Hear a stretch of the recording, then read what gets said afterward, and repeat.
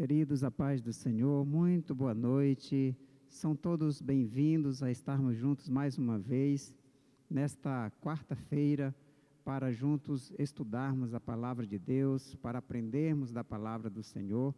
Nesta noite nós teremos o nosso convidado especial, pastor Daniel Barcelos, nos trazendo a palavra desde os Estados Unidos, trazendo a palavra do Senhor para o nosso coração. Sempre lembrando que depois da ministração da palavra, nós estaremos nos reunindo mais uma vez neste espaço aqui para orarmos juntos, para juntos buscarmos a presença do Senhor em oração, aquela nossa oração das 21 horas. Assim, convido você a abrir o seu coração nesta noite para juntos recebermos da parte de Deus a sua palavra, que será ministrada pelo pastor Daniel. Queremos orar agora, apresentando o nosso irmão a Deus, apresentando os nossos corações. Pai bendito e santo, te damos graças, Senhor meu Deus, pela tua benignidade, pela tua bondade, pelo privilégio que temos, Senhor, de termos a tua palavra, de termos pessoas que ministram a tua palavra aos nossos corações. Pedimos que o teu Espírito Santo use poderosamente o pastor Daniel Barcelos nesta noite para nos trazer esta mensagem, Pai, para edificar os nossos corações. E pedimos que o teu Espírito Santo prepare os nossos corações para que sejam receptivos à tua palavra. Assim, Senhor, fica conosco, edifica-nos nesta noite com a tua palavra. Nós te pedimos e te agradecemos em nome de Jesus. Amém e amém. E com vocês, queridos, pastor Daniel Barcelos.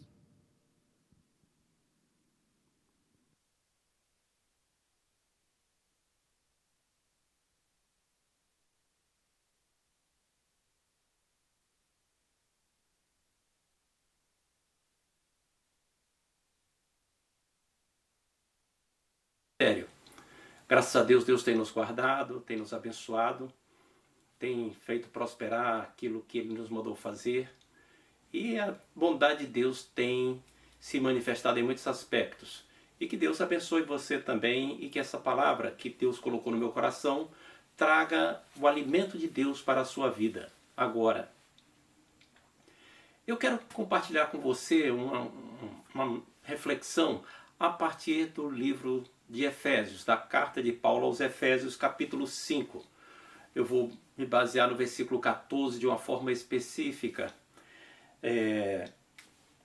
Aliás, antes de ler o versículo, deixe-me contar uma experiência da minha vida.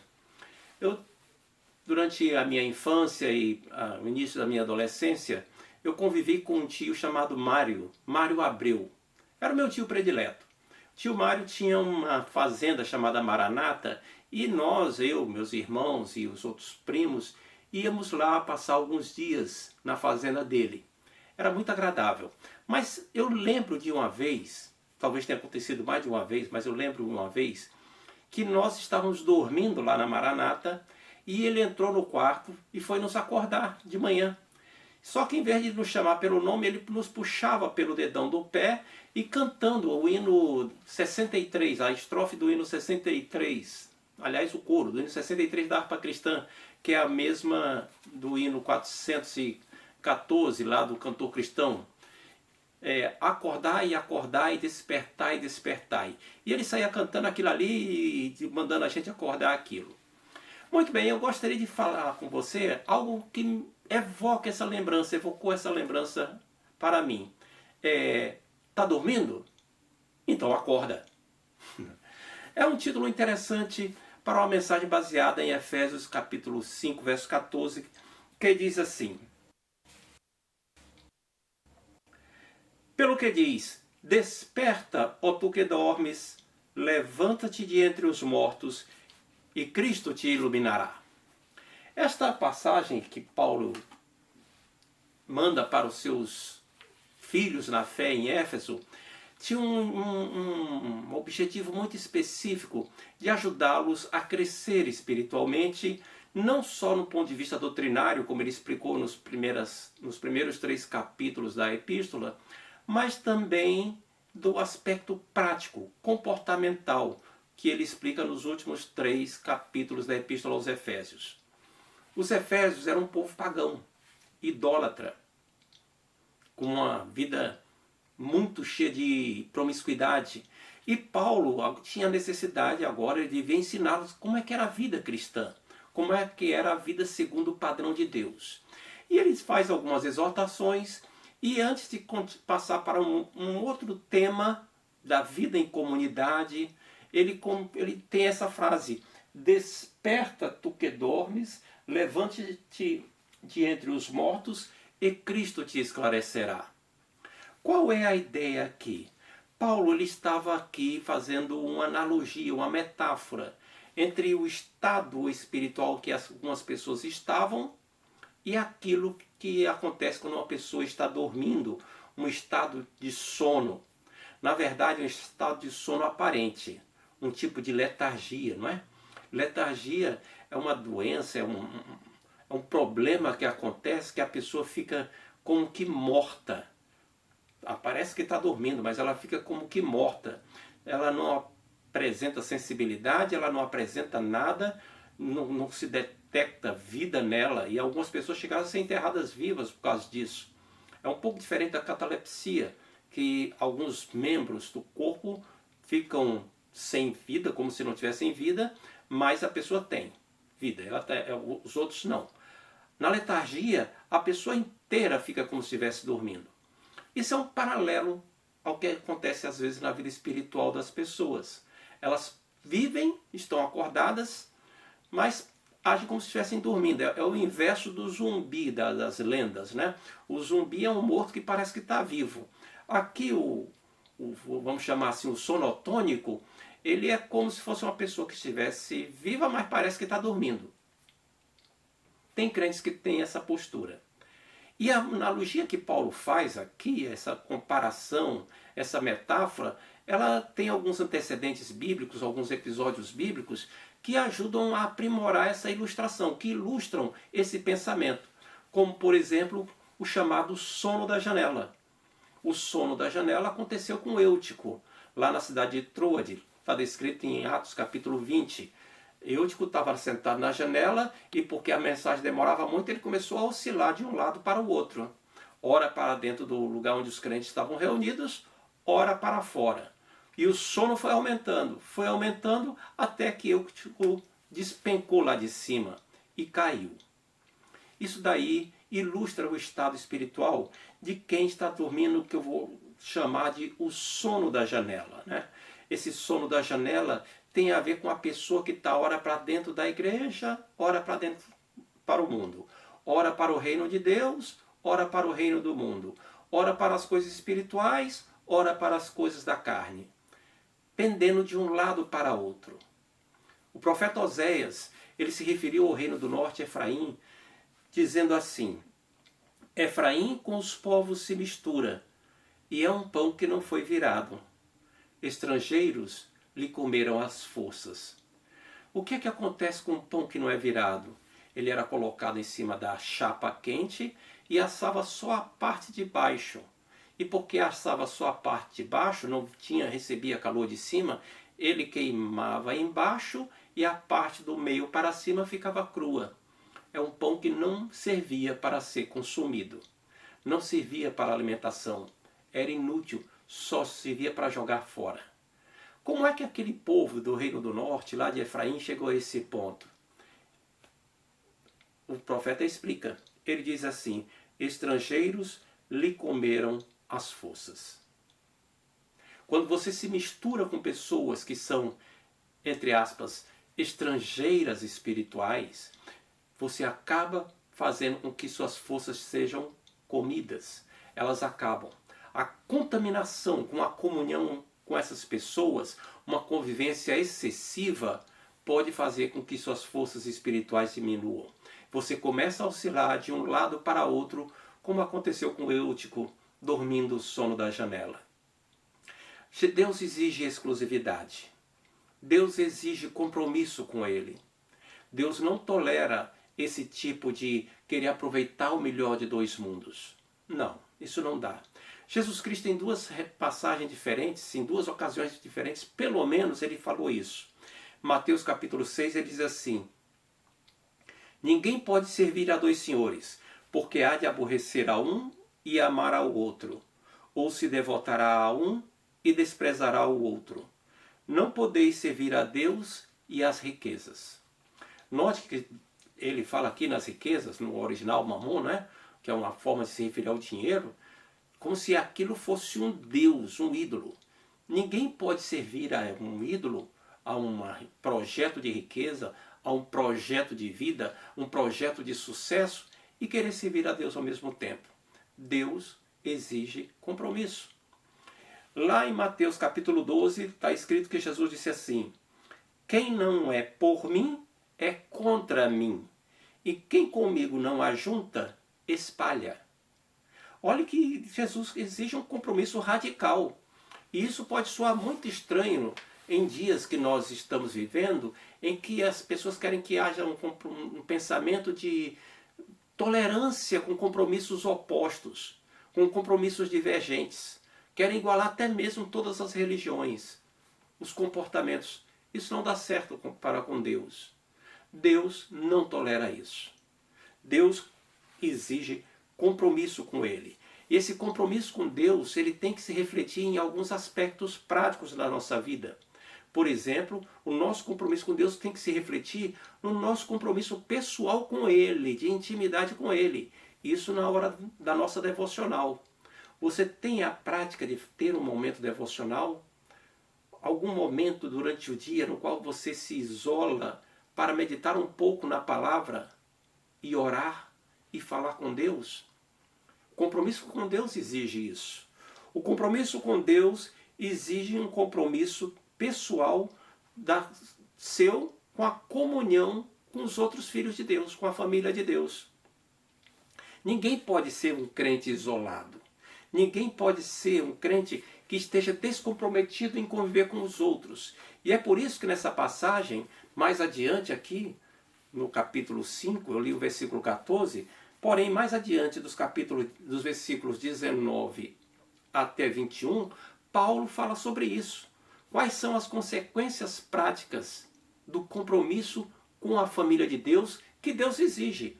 Paulo diz assim: falando entre vós com salmos, entoando, louvando de coração ao Senhor, com hinos e cânticos espirituais, dando sempre graças por tudo a nosso Deus e Pai, em nome do Senhor Jesus Cristo, sujeitando-vos uns aos outros no temor do Senhor. Note que nesses 3 versículos aqui, ele diz assim: falando entre vós. No versículo 21, ele diz: sujeitando-vos uns aos outros. Só nesses 2 versículos, existem 2 mandamentos que implicam no relacionamento conjunto, no relacionamento mútuo. Mandamentos que implicam em relacionamento mútuo. Há quem diga, pessoas que contaram, há quem diga que no Novo Testamento existem cerca de 90 mandamentos que implicam em relacionamento mútuo. Ou seja, um crente que está dentro da casa de Deus, dentro do plano de Deus, um cristão verdadeiro, não pode viver isolado. Não pode ser crente pela internet. Não pode ser um crente ligado na rede. Tem que ligar no corpo. Tem que estar conectado não só na rede, mas conectado com o corpo, uns com os outros. O compromisso com Deus implica em compromisso com a família de Deus, exortações mútuas, louvor em conjunto. Esse é o segundo aspecto. Um terceiro aspecto é que o seu compromisso pessoal implica em compromisso com a palavra de Deus, ou seja, viver aquilo que a Bíblia diz que tem que ser vivido, um compromisso com os valores de Deus, os valores que Deus tem que são expressos na Bíblia. Isso tudo implica em que você tem que ser um crente que siga comprometido com Deus continuamente, permanentemente, intensamente. Não dá para ser crente tipo Eutico, dormindo o sono da janela. Se está dormindo, então acorda. Acorda. Desperta tu que dormes. Não se acomode. Esse era o primeiro aspecto para que eu gostaria de abordar. O sono da janela.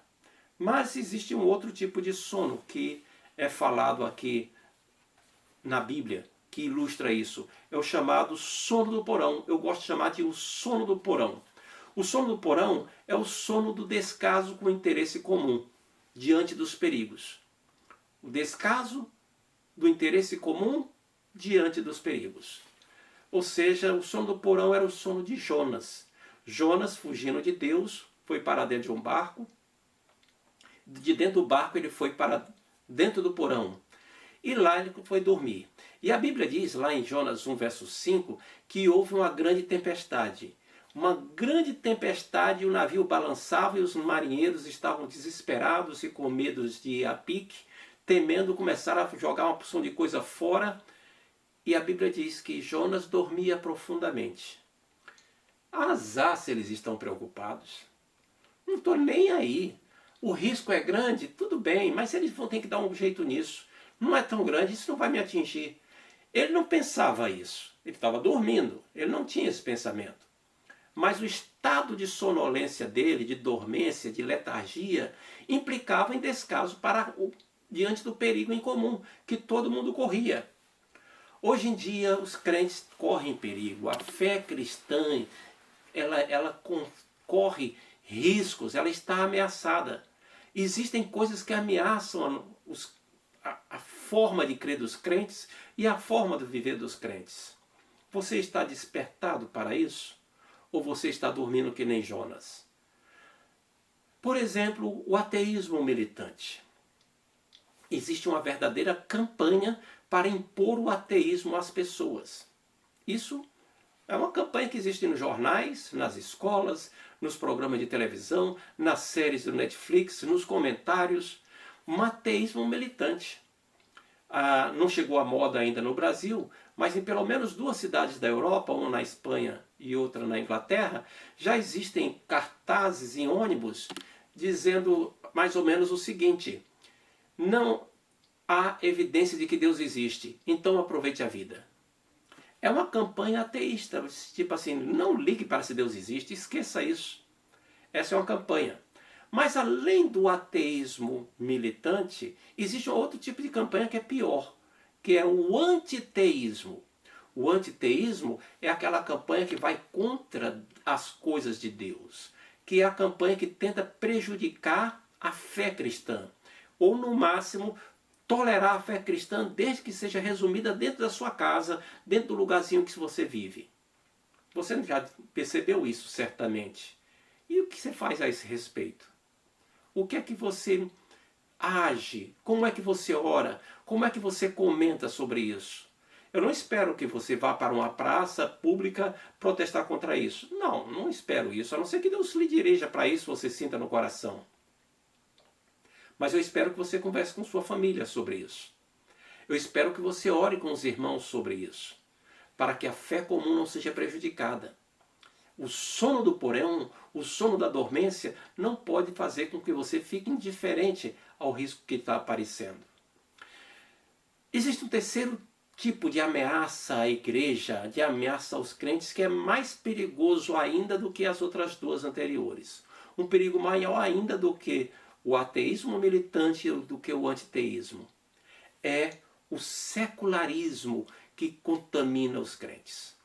O que é que eu quero dizer por secularismo? Secularismo é uma maneira de viver como se Deus não existisse. Você crê que Ele existe, você professa uma fé cristã, mas você não vive dessa maneira. Certamente você conhece pessoas que são de um grupo cristão que vive assim. Existem pessoas que se dizem cristãs e estão vivendo assim, não estão nem aí para o que Deus pensa. E existem evangélicos, existem crentes que também vivem assim. Naturalmente eu acho que você não é um desses. Porém, eu penso que você corre o risco de ser tentado de vez em quando a proceder assim. Sim, esse risco existe. Existe o risco de você ser tentado a proceder como se Deus não existisse. A fazer as coisas como se Deus não estivesse vendo. A agir como se não tivesse que prestar conta daquilo. Esse é um risco daqueles que dormem o sono do porão. Você está dormindo? Então acorda. Não permita que isso lhe atinja. Um terceiro tipo de sono é o que nós chamamos, que eu gosto de chamar de o sono do campo. O sono do campo é o apelido que eu dei ao sono de Saul e Abner, quando estavam ainda perseguindo Davi. Lá no campo, onde eles tinham ido perseguir Davi, ou seja, um lugar onde poderia haver uma batalha, a Bíblia diz que eles foram dormir. Mas isso é normal. Dormir tem que dormir. As pessoas não podem viver sem dormir. Mas dormir sem vigilância, no meio de um risco de batalha, a Bíblia conta que enquanto as pessoas estavam dormindo, na parábola lá do joio e do trigo, é que o inimigo veio e semeou joio.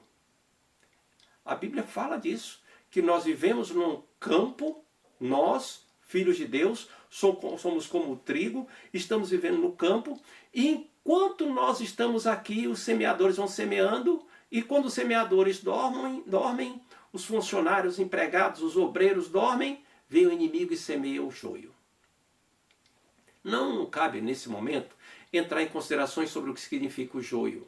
Mas eu quero lhe dizer o que é, assim, para efeito bem prático. É alguma coisa que vai prejudicar a sua fé. É alguma coisa que vai prejudicar a comunhão na igreja. É alguma coisa que vai trazer escândalo. É alguém que vai fazer com que você seja prejudicado na sua caminhada espiritual.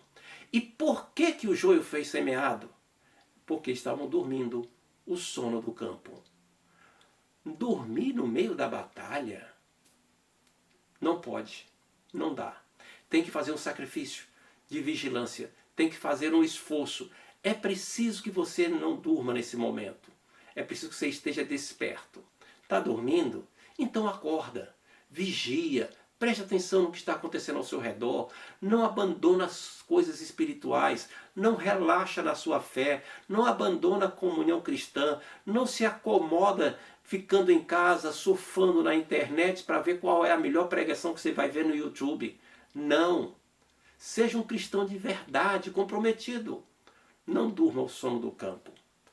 Existe um outro tipo de sono, que é chamado o sono do jardim, que eu chamo de o sono do jardim. Esse você sabe qual é. É aquele sono lá do jardim do Getsêmani, não é? É o sono da indisposição para orar.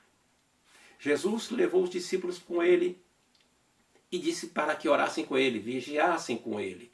E ele se afastou um pouco, cerca de 30 metros, para orar. Quando voltou, estavam dormindo. Isso foi muito triste. Isso foi muito pesaroso. Por quê? O que estava acontecendo? Estava acontecendo agora que eles não conseguiam deixar de pegar no sono. Estavam com sono pesado. Não conseguiam orar. Sabe, a indisposição para orar, que é o que eu estou chamando aqui de o sono do jardim, não é uma coisa estranha nem anormal. Na verdade, essa indisposição ela bate em todos os crentes. O que acontece é que alguns já venceram e outros ainda não. Alguns já perceberam que a oração, antes de se tornar um hábito, ela é trabalhosa. Você tem que se esforçar para adquirir o hábito da oração. É como escovar os dentes. Ninguém nasce querendo escovar os dentes. Ninguém nasce ansioso. Eu quero que meus dentes cresçam, que eu estou ansioso para ficar escovando. Não. Ninguém chega na adolescência querendo ter roupas corretas e limpas. Não está acostumado com isso. Vai tendo que se acostumar. Nós temos que nos acostumar a ter bons hábitos. Bons hábitos são adquiridos mediante o costume. A oração também é assim. Agora, à medida que você se acostuma a orar, ela vai se tornando mais prazerosa, ela vai se tornando mais agradável e ela vai se tornando tão necessária quanto respirar. Mas deixe-me fazer um comentário, uma advertência. Mesmo assim, depois que você adquire o hábito de orar, mesmo assim, às vezes, a oração é desgastante. Muitas vezes a oração é desgastante porque ela envolve um tipo de luta espiritual. Ela envolve uma batalha, seja batalha pela salvação de alguém, batalha contra as hostes do inferno, batalha contra o vício, batalha contra tentações. Às vezes a oração envolve batalhas. E é preciso você então se esforçar, lutar em oração. E é por isso que muitas vezes as pessoas vão e desanimam de orar e dormem. Não durma o sono do jardim. Desperta e ora. Está dormindo? Então acorda. Se mantenha acordado, vigilante, orando. Se não tem o hábito de orar, Começa a adquirir o hábito. Ora durante 1 minuto, 2 minutos, vai orando e depois você aumenta para 3 minutos, e aumenta, e isso você vai aumentando o seu tempo de oração, oração com Deus. É difícil orar sozinho? Arranje um companheiro de oração, arranje uma companheira de oração, alguém que ore junto com você. Depois que você se habituar, então você continua orando sozinho mais tempo. Mas não despreze a oração. É o seu vínculo de comunhão com Deus. Não durma o sono do jardim. Está dormindo? Então acorda. Vamos orar. Finalmente, eu quero abordar o que eu chamo de o sono do santuário. O sono do santuário. O sono do santuário é aquele sono que Samuel tinha. Samuel teve quando criança, não é? Samuel, ele já era muito criança e dormia lá nas dependências de onde ficava o tabernáculo, já em Siló. Não era mais o tabernáculo no deserto, aquela tenda já tinha se desgastado, tinha sido consumida durante os séculos. Agora havia uma instalação mais permanente. Não era o templo ainda, o templo foi construído em Salomão. Lá em Siló era algum tipo de instalação mais permanente. E lá ficava a Arca da Aliança, lá ficavam os utensílios sagrados, e lá ficava também Samuel dormindo, ficava Eli, outros sacerdotes dormiam. E o que aconteceu é que um dia Deus falou com Samuel. Você conhece a história, não é? E Samuel levantou, foi falar com Eli, pensando que era Eli que estava falando. Primeira vez, segunda vez, até que Eli falou com ele, disse, olha, não sou eu. Se acontecer de novo, fala assim, fala, Senhor, porque teu servo ouve. E Samuel falou isso e Deus falou com ele. Ou seja, ele estava dentro da casa do Senhor, dentro do santuário, Deus falava com ele e ele não entendia. Isso às vezes acontece com pessoas que estão dentro da igreja, escutam Deus falando, mas estão dormindo o sono do santuário. Não entendem que Deus fala com elas. Não entendem que aquilo é uma mensagem de Deus direto para elas, como essa mensagem é uma mensagem de Deus para você. Aqui nós já voltamos os cultos presenciais. Aí em Brasília, na região do Distrito Federal, breve vocês vão voltar também em Betel. Outras igrejas já voltaram. Betel vai voltar logo aos cultos presenciais. Você vai voltar, você vai comungar, você vai estar com os irmãos cooperando, mas você não pode ficar lá dentro dormindo o santo do santuário, o sono do santuário. Você não pode estar dentro cantando louvores, escutando as mensagens e agindo como se Deus não estivesse falando com você. Não, você não vai dormir o sono do santuário. Às vezes a indiferença, às vezes a falta de atenção impedem das pessoas entenderem que Deus está falando com elas. Você não vai cometer esses pecados, esses erros. Você vai prestar atenção. Você vai atender a exortação 7 vezes repetidas por Jesus Cristo lá nas cartas que ele mandou às igrejas em Apocalipse 2 e 3. Quem tem ouvidos para ouvir, ouça o que o Espírito diz às igrejas. Se você está dormindo, então acorda, entenda o que Deus está falando. Deus fala com você. Envolva-se com a obra de Deus, envolva-se com Deus, comungue com os irmãos, estejam atentos, coopere na batalha espiritual e esteja atento ao que Deus vai dizer para você a cada momento. Que o Senhor lhe abençoe, enriqueça sua alma e você fique desperto para servir ao Senhor mais e mais, com ânimo, com graça, na unção do Espírito Santo. Que Deus lhe abençoe. Amém.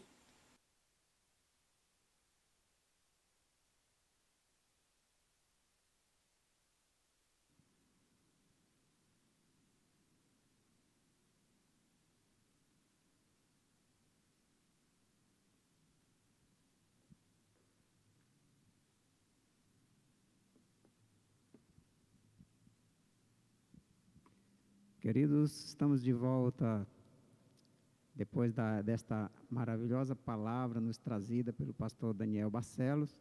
Embora tenhamos tido algumas instabilidades no nosso sinal, na transmissão, eu espero que você acompanhe, esteja acompanhando essa transmissão posteriormente, assistindo em um outro momento talvez, mas que você possa ser abençoado por esta palavra. Assim eu peço que Deus fale ao seu coração como tem falado ao nosso. Queremos agora fazer aquela oração que normalmente é às 21 horas, dessa vez, realmente às 21 horas, e que talvez você aí em casa esteja fazendo essa oração bem posteriormente, talvez até em um outro dia, mas não deixe de orar conosco para que o Senhor continue abençoando o seu povo. Pai querido, obrigado por esta palavra, Senhor. Te damos graças porque Tu tens nos edificado, nos despertado, nos exortado por meio dela, Senhor. Pedimos, ó Deus querido, que Tu venha trazer, Senhor, aos nossos corações o sentimento, Senhor, de urgência, o sentimento, Senhor Deus, de vigilância, para que não venhamos, ó Deus querido, ser apanhados por nenhum desse tipo de sonos que estão por aí tentando nos manietar, tentando privar-nos, Senhor Deus, de uma vida mais plena contigo e de mais frutífera dentro do teu reino. Queremos apresentar todos os nossos irmãos que estão enfermos, aqueles, Senhor Deus, que estão passando por dificuldades, seja na área da saúde, na área financeira, e que, Senhor, nesse momento lutam contra essas oposições, essas dificuldades. Queremos também pedir, meu Deus querido, pelo nosso reencontro, pelo nosso retorno no próximo domingo, que Tu, Senhor, venha abençoar, que Tu, Senhor, venha conduzir para que seja um momento de muita alegria na Tua presença e na companhia dos nossos irmãos. Assim, Senhor, pedimos que Tu nos dê uma semana, continuação de uma semana abençoada, que a Tua graça esteja sobre o Teu povo, sobre a Tua igreja. Que a graça de nosso Senhor Jesus Cristo, o amor de Deus, nosso Pai, e a comunhão do Espírito Santo seja com o povo de Deus, agora e para sempre. Amém. A você que nos acompanhou, apesar das dificuldades, dos problemas técnicos, que Deus continue lhe abençoando. Você que está nos assistindo posteriormente, que a bênção do Senhor esteja também sobre a sua vida, que a graça do Senhor esteja com todos nós. A todos, portanto, uma boa noite, fiquem na paz do Senhor. Amém.